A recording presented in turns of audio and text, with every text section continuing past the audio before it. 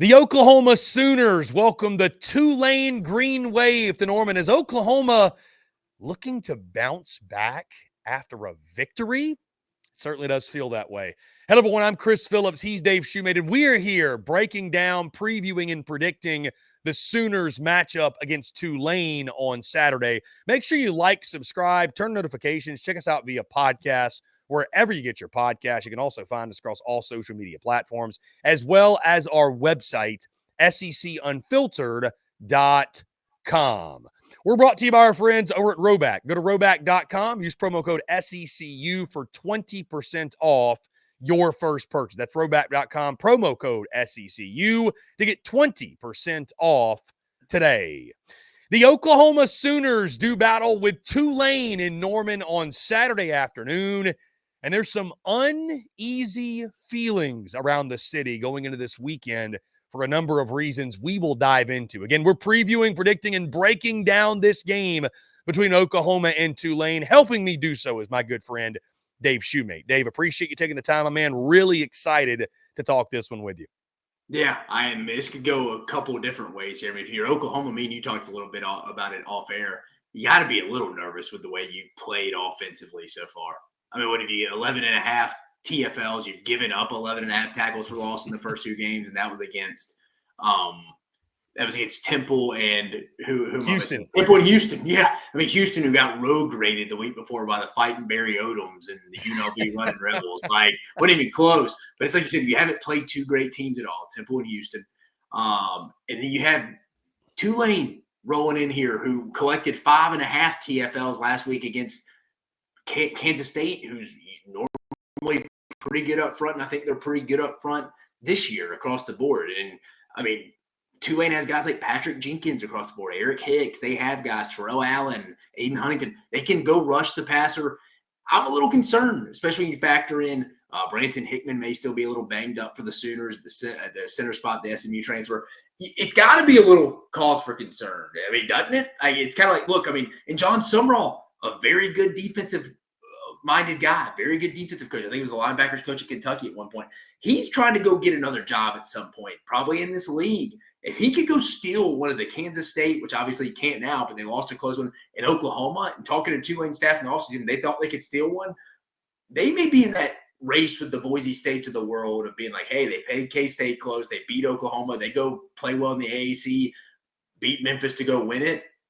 That's who could be the highest rated G5 team. So there's a lot to play for here. From Oklahoma, favored by 14 and a half, depending on what book you look at. Cause for concern. Early game. Memorial could be a little sleepy. I definitely think the fans are going to be a little bit on edge, kind of like, I think we're going to win, but man, I'm going to be nervous rolling into this fourth quarter. I hope I'm wrong. Speaking as an Oklahoma fan there, that's probably what the mindset would be.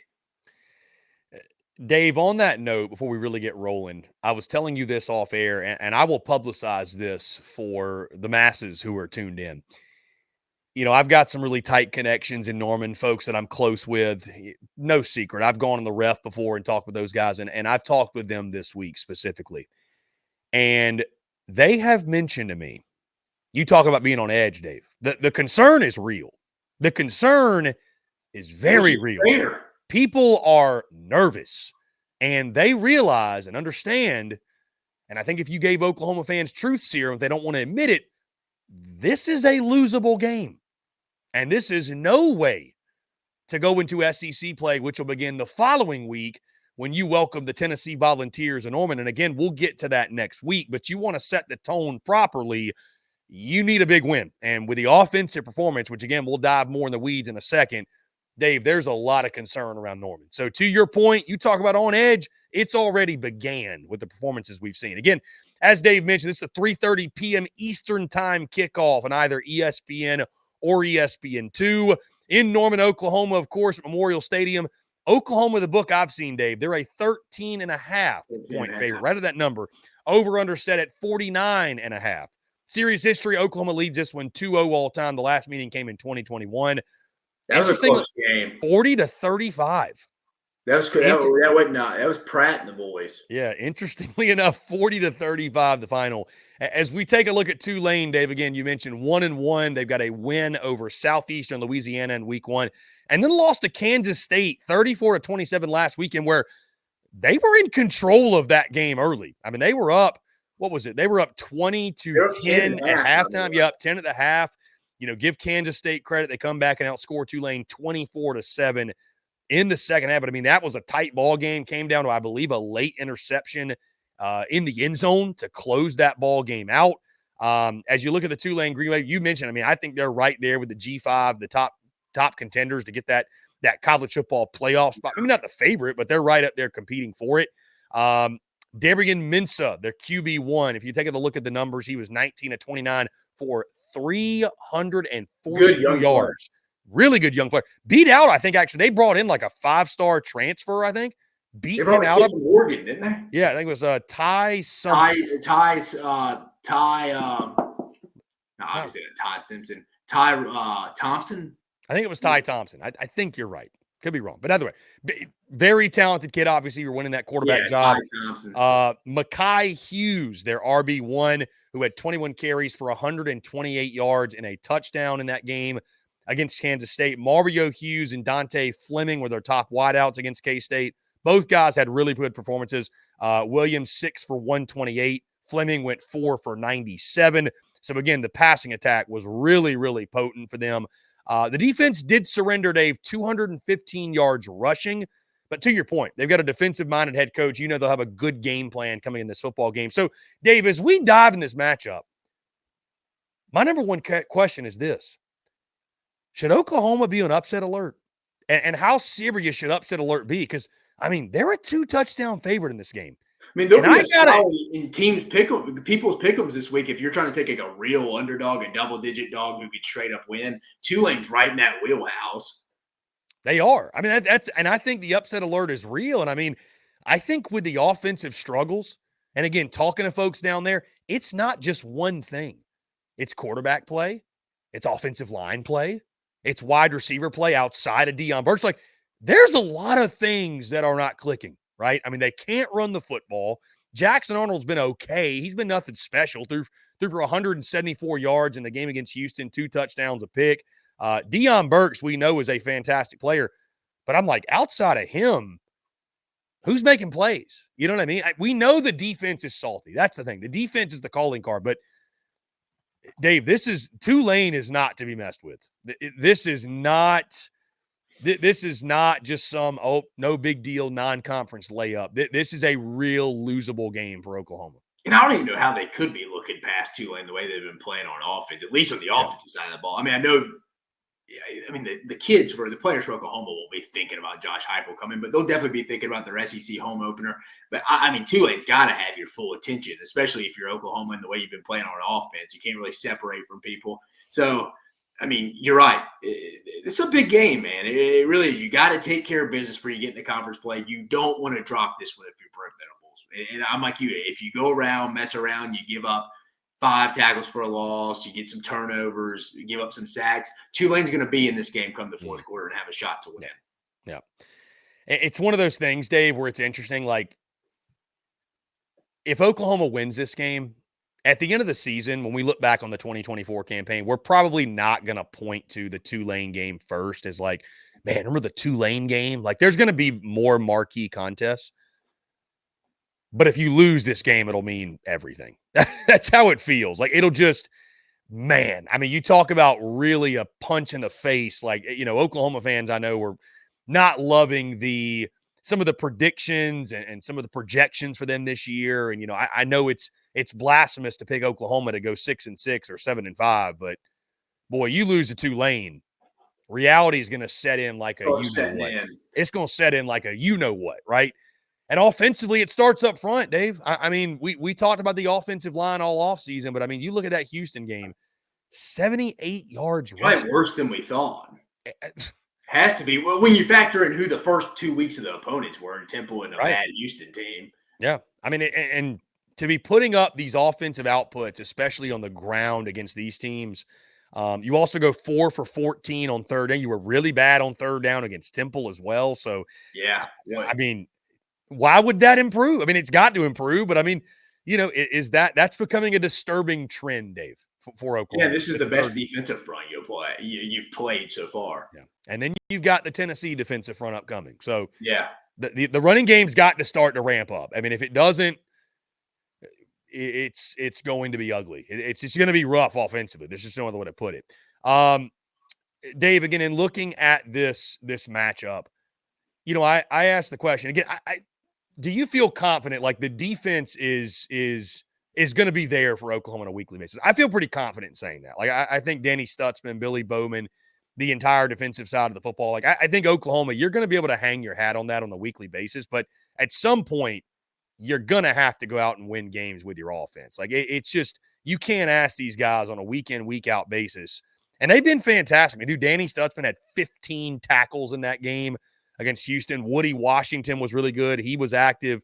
I say it all the time. Their defense, I feel like, maybe won't at the end of the year be the best, but it has the least amount of question marks heading into the season at this point, 2 weeks heading into week 3 of any other team in the I mean, at Tennessee, Tim Banks had a phenomenal game plan against NC State, but I still feel like the secondary hasn't fully been tested yet from that perspective. So South Carolina's defense, good. We saw the front. Still think they have some questions on the back end from an overall athleticism standpoint. I don't feel that way about Oklahoma. They don't have a lot of holes in the back end. The defense is going to keep them in most games. It's like you said, I hate taking the low-hanging fruit, but it is what the key matchup here is the offensive line. Can they protect and get it? Like you said, can they get Javonte Barnes, Gavin Sawchuk? Can they protect Jackson Arnold against a pretty salty, disruptive Greenway front?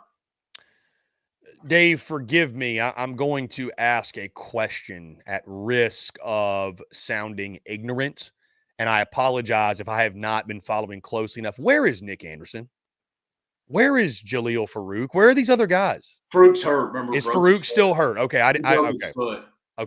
Okay, he is out. All right. Again, at risk of me sounding ignorant, I guess I asked the question because I came into the season feeling like this offense had weapons on the outside. I mean, Deion Burks has been as advertised, but I'm just kind of looking around, Dave. Like, where's everybody else? Like, where are these other weapons that I thought Oklahoma had? Like I guess that's what's really surprised me is like the lack of explosives and in that game against Houston specifically, just the lack of explosive plays. Like I really felt like they had some other dudes that could step up around Burks. You got to have more than one guy. And I mean, just have. I mean, dude, you talk about who is it after Burks? I mean, it's Brennan Thompson, and then you probably got to start factoring in, the Bauer, Sharp, Sharp, the tight end who was a former quarterback at Southeastern Louisiana. Yeah. So it's the offensive side is the big question mark, and that's going to have to be the thing that steps up against Tulane because the defense is going to be there. But can you win another 16-12 game? I mean, can you? Can you rely on them to do that? Like you mentioned, I think Tulane's going to come in this game confident. I think they're going to come in very, very confident. I mean, they gave Kansas State a heck of a scare, if not more than that. And I think they're going to come in. I mean, they've played big boys before. They played Ole Miss last year and played them tough. They're going to come in this game very, very confident, believing they can win. Yeah, I mean, Tulane's playing these games every year. Their players are used to it. But, you said Andre Anthony, too. We talked about Jaleel Farouk being out with a broken foot. Anthony's had that injury. He's coming off the broken leg against Texas last year. He had surgery in the spring, so I think they're kind of slowly transitioning. But to your point, they need some other guys to step up. They do. So, no, I mean, Tulane's not going to be scared rolling in there at all. They're going to be fired. They're going to feel like, hey, this is our opportunity to kind of get our chance to be that G5 rep. I think them and Boise kind of leading that rep right now. But, no, I'm excited. There's reason to be a little nervous in Norman. Not saying they're going to lose. We'll lock in our predictions here in a minute, but there's reason to be a little skeptical of, hey, let's don't look ahead to Josh Heupel returning just yet, guys. We need to take care of business on Saturday ourselves. Yeah, and again, showing that improvement, ramping things up because the schedule's only going to get more difficult. And, like I said, talking to the folks in Norman, they know that. They understand that. But we've got to see that progression. It's got to start this week. The offensive line simply just has to play better. I don't know if it can, though. That's what kind of makes me nervous. I don't know if this is just who they are or, are we going to see some improvements happening? And, you worry or I worry about Jackson Arnold, a young quarterback. Is he going to start forcing stuff, trying to make plays, trying to force the issue a little bit? You hope not. He's going to like stay when with you said maybe a game's tight. I mean, it hadn't been tight. I mean, I said that the Houston game's been tight, but it's kind of like the Alabama South Florida game. You never really believed they were going to actually lose the game. If it's that close late, this game, yeah, there's going to be they could legitimately lose this game to this Tulane team.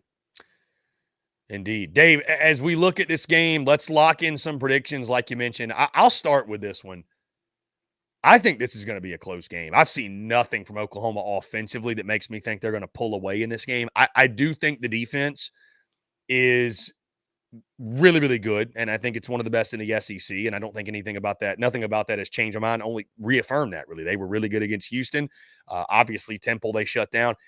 I think they'll be really good again. I just don't think – I think when you have an offense like they do in the offensive deficiencies, and again, Dave, the way coming directly from the folks there, the way they're worried tells me there's some real issues. Like there's some real concern.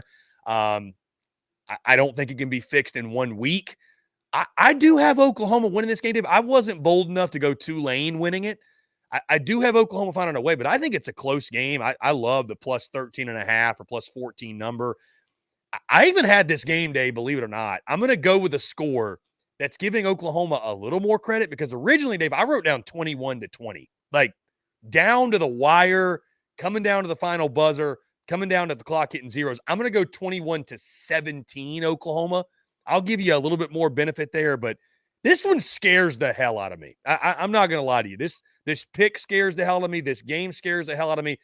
Maybe I'm making too much of this, but with what I've seen from Oklahoma offensively, I'm nervous. I'm really nervous. Oklahoma faithful are nervous, and I think for good reason because I think this is going to be a damn fight in the fourth quarter. Yeah, I got 28-20 Oklahoma. I'm with you. I would take the plus 13.5. If it gets above 14.5, I think you feel pretty good about that. I think this is a Bauer Sharp kind of game. They get him going. I think you're going to see what you see with Deion versus Cousins. But I think it's going to be a close game down to the wire. Again, I think Oklahoma probably makes a play to go up 8. Tulane's going to get the ball late, try to go have to score and convert a 2-point conversion and probably turn it over. Woody Washington, Billy Bowman ends it. Again, I'm with you. I haven't seen anything from Oklahoma to make me think they're just going to go run away and hide and get comfortable and start thinking about Josh Heupel's return next week in the big SEC opener. Like you talk about, the ticket prices for that game will be through the roof. It'll be a spectacle, like their first conference game against their former quarterback who won them their last national championship game. But they don't need to be looking at that yet. They got a legit potential playoff team from the group of 5 coming into your house. They're hungry. They already played your former Big 12 foe, K-State close. They were to go get the win against Oklahoma. They would set themselves up very good heading into the AAC to be the highest ranked G5 team. They're going to want this. They are going to want this one. John Summerall and them will be ready. The only thing for Tulane, this was the first game. Do they have the juice back-to-back weeks to go compete? Because I think they're going to be banged up. They played a physical K-State team. They're not going to be 100% across the board. I'm sure Sunday that training room was filled with a bunch of Green Wave players trying to get as much treatment as possible to get ready for this week. If Oklahoma was in first, if you're a Tulane fan, you probably feel a little bit better. Can they match that energy? I don't know. I think the fourth quarter, just back-to-back weeks, that top 40 of the roster will not be ready. Throw in the young cat at quarterback playing. I just don't see them having the juice to go complete the upset, but I'm with you. I take Tulane in the points. I think the final is 28-20. It's just around that team total mark in this game of, the 50.5 points. So I'm with you. I don't see any way Oklahoma really – shouldn't say any way. I don't see specifically in this game anything Oklahoma showed me against Temple and Houston to think they're going to go run away from a well-coached, pretty talented Tulane team overall and Tulane defensive front. Remember, they have 5 TFLs against a pretty good K-State offensive line last week. And you'd think, Dave, a week after that 4-point margin of victory against Houston, that maybe that woke up Brent Venables' squad because there's no way you're going to be. Seth Latrobe's got to get something going. There's no way you're going to be overlooking anybody after a game like that, and you've got so much to clean up and so much to fix, and you've got SEC play on the horizon, and it's the Tennessee Volunteers, who like one of the best teams, not just in the SEC but the entire country. So you've got a lot of things you need to get fixed and get rolling to prepare for that. So, guys, do you agree with us? Do you disagree? How do you see it playing out when Oklahoma and Tulane do battle Saturday afternoon in Norman? Guys, that's going to do all for us. Appreciate each and every single one of you tuning in. Make sure you like, subscribe, turn notifications. Check us out via podcast, wherever you get those as well. You can also find us across all social media platforms as well as our website, SECUnfiltered.com. For Dave Shumate, I'm Chris Phillips. Appreciate each and every single one of you tuning in, and we'll catch you on the other side.